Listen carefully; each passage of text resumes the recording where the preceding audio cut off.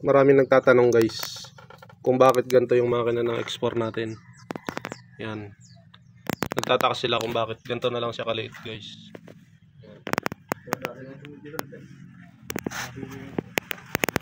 Ito talaga siya dati guys. Ganito siya kalaki.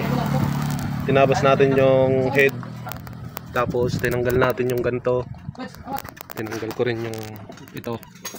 Tinastas ko na to guys. Itong parting ito. Kaya ganito yung naging itsura niya guys. Itong tatak na Suzuki na to, hindi to kita dati kasi may ganito siya. Nakaharang yan. Ganyan yung kinalabasan niya. Lumiit yung makina. Para na siyang HD100. Tapos yung chassis niya, yan, ginawa ko na lang din yun, no, mga boss. Kasi bulok na yung kalahati niyan dito. Tapos yung sabitan ng sidecar, tinanggal ko na rin. Yung pinakabakal niya dito, inalis ko na rin pati dito. Kaya yung carb ko, ganyan na lang siya. Tapos yung pinakabomba ng tutin niyan guys, gumagana pa yan.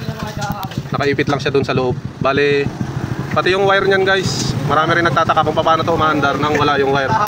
Bale, ito yung wire niya guys. Galing primary. Positive, tapos negative, binutas ko na lang dito.